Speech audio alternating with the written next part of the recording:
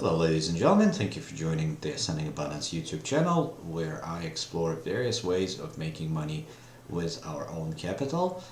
Instead of going just the pure frugal way of FIRE, which is financial independence, retire early, I'd like to make a ton of money, not cut down so much on my expenses, but just make more money with money.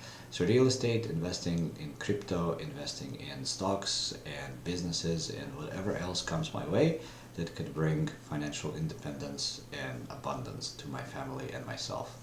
Today I'm looking at KRC, which is Kilroy Realty Corporation. Office buildings, REITs, have been in the news a lot lately. Everybody's worried, people are not coming back to work. Those REITs have to refinance their holdings at higher interest rates. Banks are failing, banks will not refinance them, therefore they would have to sell, and if every one of them is going to sell, the price of that real estate is just going to crash. And with crashing prices, with inability to refinance, this is a horrible place to be, therefore sell, sell, sell. This is the graph of Kilroy Realty Corp over the last year-ish. Probably can do more. This is an hourly. Okay, so this is an hourly. Let's do daily. Daily is even more telling. It kind of had its peaks and valleys, and then it just crashed. There seems to be a little bit of a support here, but if we zoom into it, kind of post-COVID time, it's just a pure straight down. There doesn't seem to be much of an escape. The volumes have spiked so much that they're actually covering the chart. Anyway, we're at about $28. The peak was over 70, so this Kilroy REIT is down by 60% within a year. Is this a buy? I would argue it kind of is, but let's take a look. And I'm gonna just get rid of this thing. So simple enough, I go on Google. Here's my thing. Just go on Google, say Kilroy Investor Relations. This thing comes in. You can look at supplemental reports or the SEC filings, quarterly, annual, whatever you'd like. I looked at the last quarterly. So first of all, what do they do and how do they look? So they invest in Los Angeles, San Francisco, San Diego, Seattle, and again San Francisco.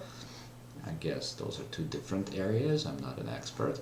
And they got about 120-ish office buildings, various large space real estate. See, this one is 3 million square feet property. There are some smaller ones, 160. So it often goes the list of older properties. So it's a good size REIT, a few $1 billion of portfolio, and a little bit of real estate investment in multi-unit. I am not even paying attention to it. I mean, seriously, 3 against 120 doesn't even measure up. So it's mostly office buildings, so pure play. Looking at them in terms of debt first, so I'd like to know how much debt they have. For that, I'm gonna need their financial statements. So just like I showed you, click, here's the financial statements. You don't even need to go too far, it's like page 4. Shows you what their financials are. You look at their balance sheet, and it tells us that they have total assets of 10.9, liabilities of just 5. So less than 50% leverage. But then if we get rid of all this small noise like marketable securities, blah blah, as well as like ground lease liabilities, like small stuff, I'm really interested in their real estate portfolio, which is 11.8 without depreciation. Depreciation for real estate is just an accounting term. I don't really pay attention much to it, but even after depreciation, it's 9.5. Considering that they got debt of $4 billion, that's not bad. That's like 40-ish% leverage. Not too much, not too over leveraged. And it's unsecured debt. First I was surprised, but it's just because of their structure. They own assets through different legal entities. Really, it's all guaranteed by real estate at the end of the day. And in terms of their income, well, depreciation obviously plays the big role. But in terms of their income, that servicing, the interest expense, is 25 million as compared to the rest of the income statement expenses of 200 million. Just like, I don't know, just over 10%. Even if we get rid of depreciation, fine, this drops to 110, 25, so that's a quarter of all the other expenses that they got. Still profitable, still pretty decent in terms of profitability. For REIT, this is amazing. For REIT, what's important is the cash flow because depreciation is taken out. So depreciation removed, we're getting, and all the other non-cash items, we're getting at $180 million operating cash flow. Sustaining capital expenditures are just 20, so that gives them $160 million to pay dividends. Dividends are just 60, so that still leaves them $100 million to operate with. So overall, very healthy. The dividend seems to be stable. Everything's good from the financials perspective. Now going back to the supplemental, here we go. Going back to the supplemental, so they got all these assets. Interesting, how do they finance them? So I go down a little bit below, and they're showing that this is all fixed rate debt. Just a little bit, like less than 8% of it is variable. The rest is fixed. So they're not really impacted by the increase in interest rates because, first of all, they probably finance at the longer term of the yield curve. So their debt is probably not fluctuating as much because the longer tail is not that badly affected by Fed, and it's mostly fixed. Now, how is it fixed? I think I've seen the schedule somewhere with like the actual listing of debt by maturity date, something like this, right? Like they're spread out. They're spread out over many years. In the most recent, like 2024, 25, they only got like 7-8% of their total debt coming up for refinancing. Then they're a little bit, another like 8-9% is coming up in 26, 27. Oh, there's more in 26, 27, and so on and so forth. So they are not as impacted by the short-term fluctuations. Sure, their debt is going to grow. The interest, I mean, the rate is gonna grow. There is no doubt. Well, if we go back to their financials, well, perhaps that interest expense, going back to the income statement, that interest expense is gonna go from 25 to, let's say, 27 next year, and maybe like 29 the year after, and maybe 35 the year after. That's okay. Look at how much their revenue is growing. It's also gone up quite a bit. So that does not, like, debt does not concern me in this picture. Debt is fine. What I am concerned about is their ability to keep their tenants. Because being a REIT with office locations means that you're competing with all the other office buildings. And if the tenants decide to leave, if those tenants pack up and they want to reduce the space, or they just want to move location or whatever, you're going to have to be filling your empty spots now at the competitive rates. But everybody's fighting for those tenants, so everybody's offering super competitive rates. And how do you maintain your revenue if you are competing with everyone and it's all fungible? Like, all of the buildings are unique, but they're not overly unique. They're all kind of the same. If you're downtown San Diego, I don't know if it matters one building versus the other building for some headquarter choice or whatnot. So I am a little concerned. Looking at the maturities of their leases, they're kind of locked in for 24, then there is a bit of a spike in 25, then there is a chunk coming up in 26, and then there is, you know, more and more maturities. But then some of these could break their leases. Some of these could go out of business. Some of these could just say, okay, we're paying you a penalty, here's 10 million bucks, but you're not going to see us again, and then try to fill that spot. So revenue is going to be something I would watch for these REITs. But it's years. It's going to take a while. It's going to take quite a while. In the meanwhile, as we saw, the stock is down 40%. Their yield is 7.8%.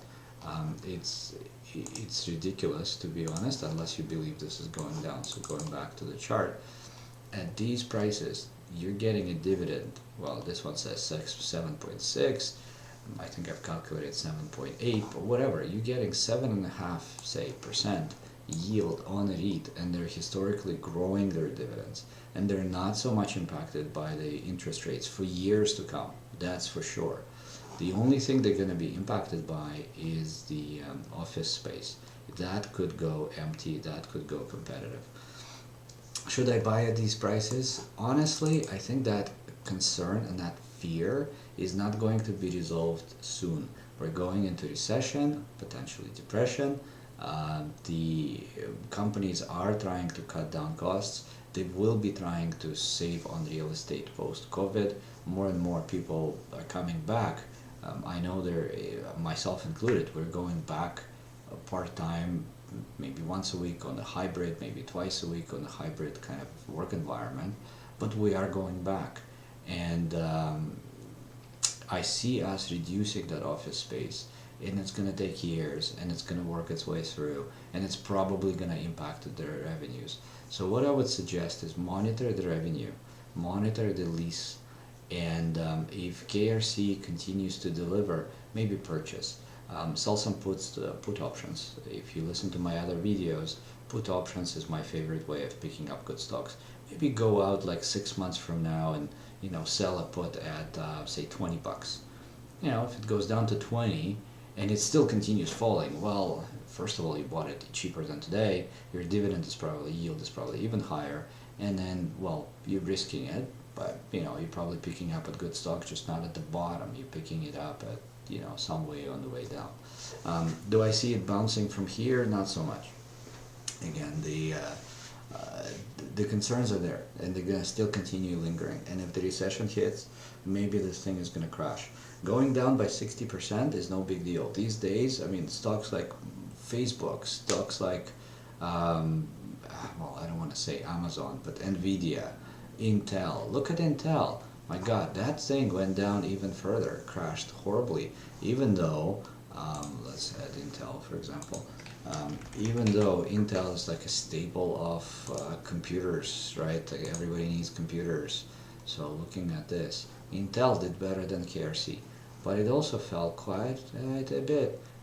Look at this, just recently became better. Before that, well, yeah, Intel did better. Intel crashed too. There you go. On more recent, like, what is this? 2023, 2022. Okay, so in a year, 2 years time. In 2 years time, KRC did as worse as Intel. So is it doable? Yes. Did Intel stop falling? Well, seems to be at minus 42%, 45%. So could it stop here? Yes, it can.